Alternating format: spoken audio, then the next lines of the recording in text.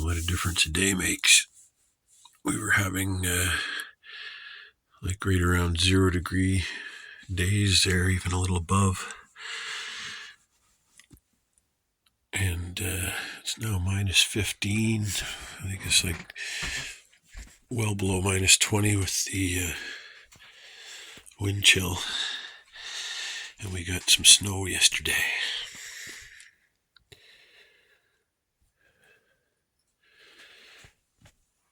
I may have to take a little walk around the pond today. I feel safe doing that now. Now here is what I call a nice bed of cold flat.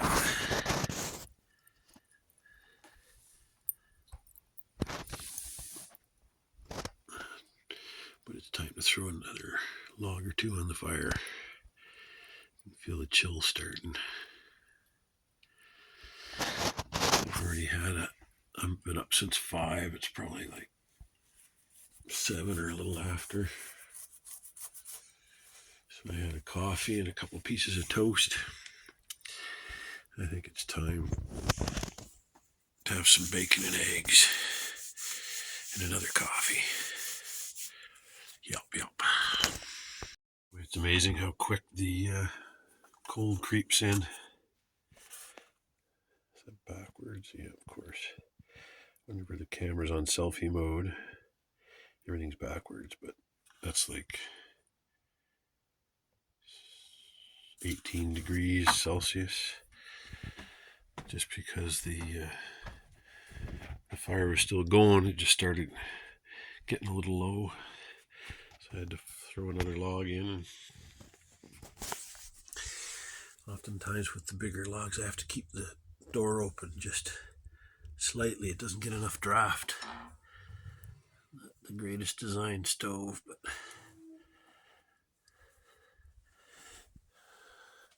I don't really like doing that because it's not as safe. A spark could come flying out of there. But usually just have to leave it like that for 5 or 10 minutes and get her going, and then you can shut the door.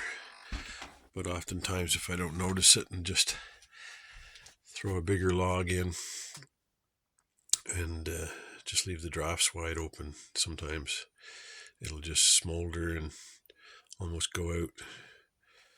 It was starting to smolder when I caught it. It's not hard because it just starts feeling cold in here. But still 18 degrees, and it's minus 14, 16. Ooh, it got colder. It was minus 14. Now it's minus 16. It's Thursday, so all the flyers start for the supermarket. I always wait and see what's on sale and stock up on the stuff that I like to try to combat this crazy cost of living. I was just editing a video where I talk about picking up a drywall job reluctantly.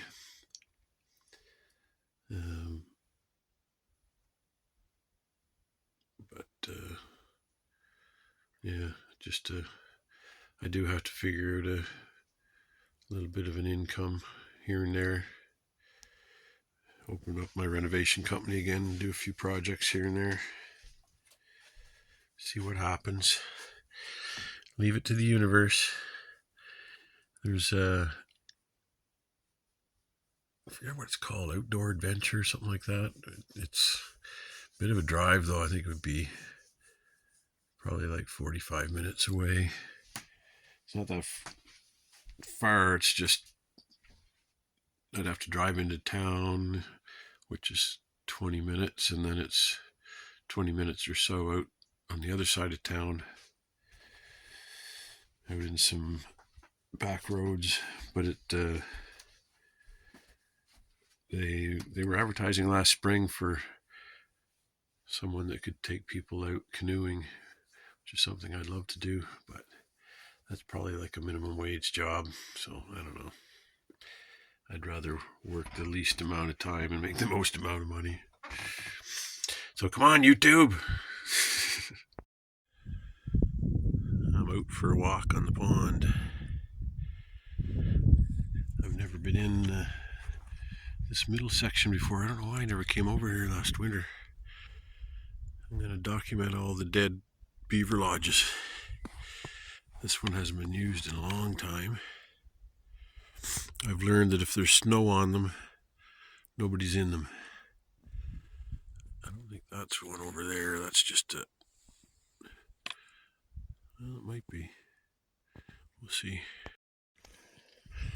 Okay, there's something going on here. Although there's snow on top of this, so... Mind you, I can see snow on top of the one that I know is active over there too. Maybe that's BS. But yeah, this is like a peat moss. It was squishy over there, and there's open water here. Beavers might make their way over here. I hope I don't go through. It's spongy here anyway. I think maybe I need to get off this spot. Maybe that's why I never came over here. Okay, I'm glad I got off that. That was kind of freaky.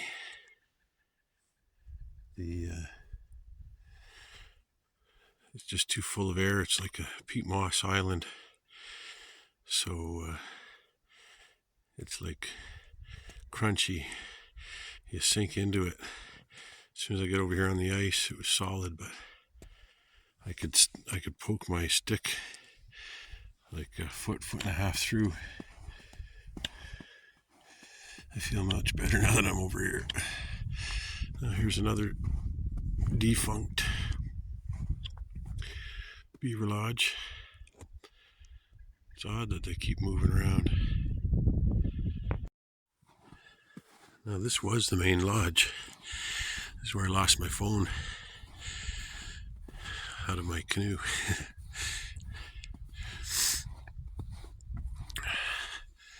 But it doesn't seem like it's active.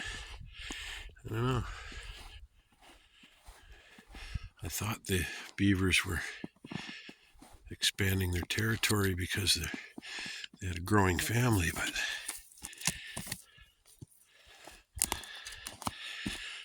that looks like something's burrowed in there. I don't see any tracks. I wonder if something else took over. I don't have a flashlight with me. Interesting.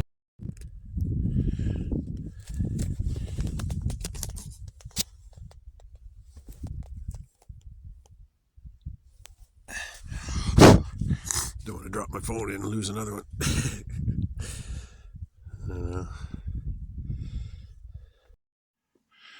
What an odd pile of rocks right here. It doesn't look like anything that nature would do. It's just this big pile of rocks. It's not a building. I just came up off the pond to look at this old tree stand that looks like it was in that tree like 20 years ago, and it just kept growing up and up. Because normally it wouldn't be way the hell up there. It's like 20 feet taller than it should be. But yeah, this almost looked like a wall from the pond. Then once I got up here, I just realized it's a pile.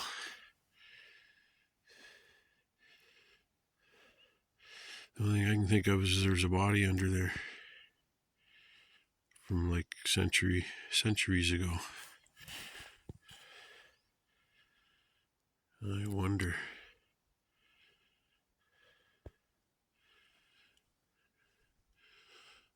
I'll have to ask my neighbor if he knows anything about this. I can't imagine why a person would do that. For no reason. But yeah, this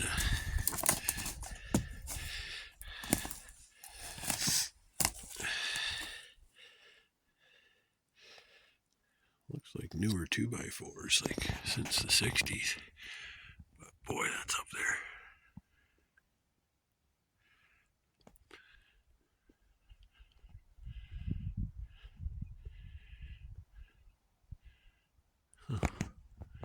bizarre. What have we here? This is probably like 100 feet in from the pond. This is definitely man-made.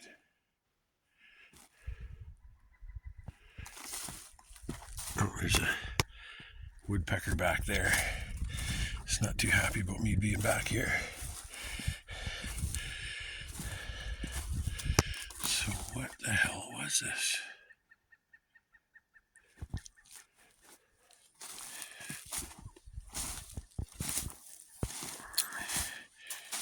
Very strange.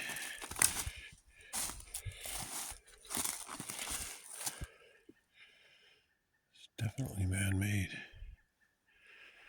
I wonder, it's kind of a flatter piece of land here. Could this have been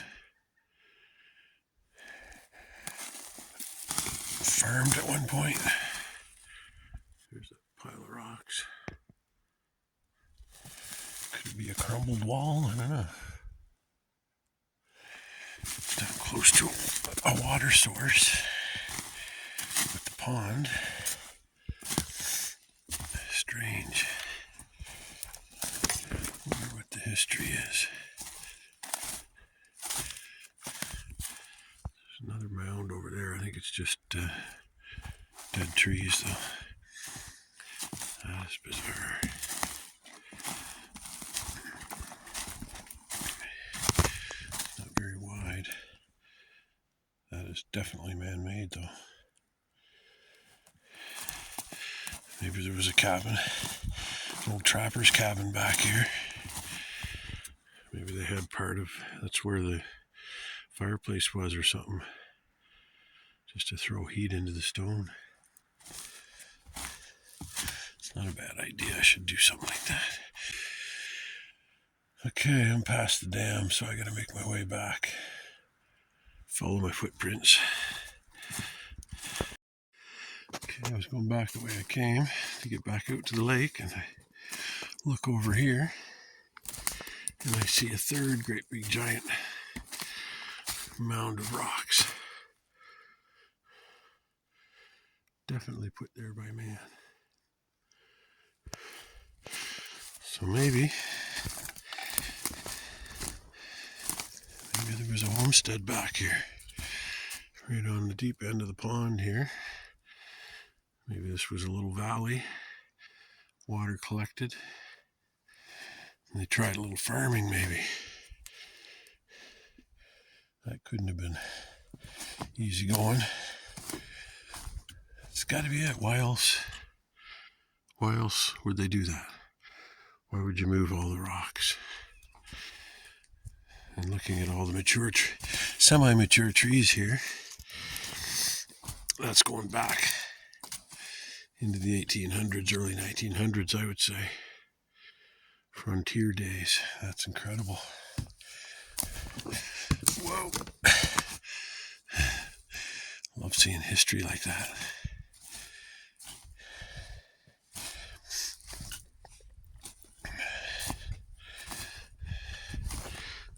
Oh, it just seems unnaturally clear back here too. Like there was something back here at one point. Oh, I love seeing history like that. It makes me tingle. That made it worth coming out. Now I'm going to follow these canine tracks. I would say they're fox, judging by the gait of the prints. Not too far apart. Here they are. There's the cabin. Cool. I just found another tree stand. An ancient one. And it's like just over here from the cabin. That goes way back. Huh. Isn't that neat? Another piece of history. So quiet. We're out on the pond.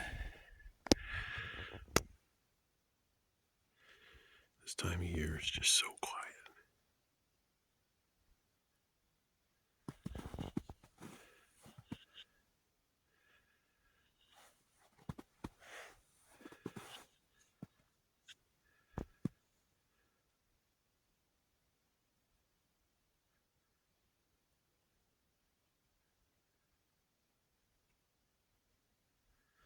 I love it. We're in between ATV and snowmobile season. That's the old beaver lodge that they just moved out of this year. Don't know why, it looks like it was a nice lodge. Maybe they've run out of trees down here. They've already hit like 3 very big mature birches right up close to my cabin. The price you pay for having a nice pond that they create. I was just walking across the pond here, thinking. A thought occurred to me, just thinking of somebody I'd befriended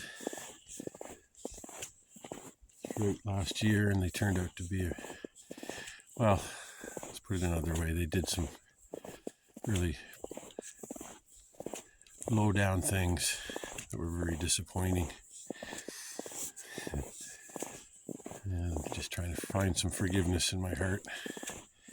And just kind of, I guess the first place to start when you don't understand somebody's motives, they're unlike something you recognize in yourself, is just to understand that we all have our shortcomings.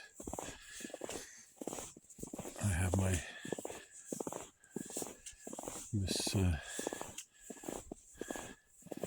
misgivings. I have my shortcomings too. And so I was just thinking,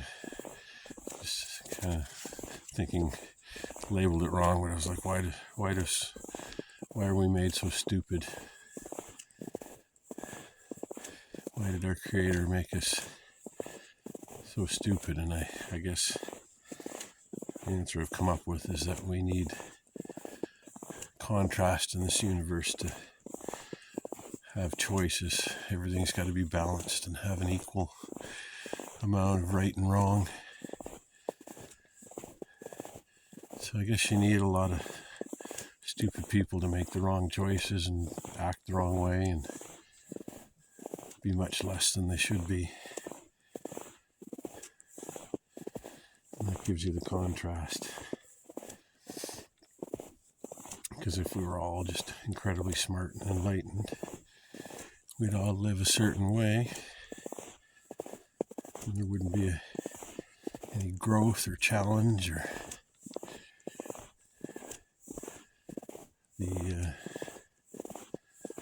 it would be a very flat experience. So that's why there's stupid people in the world.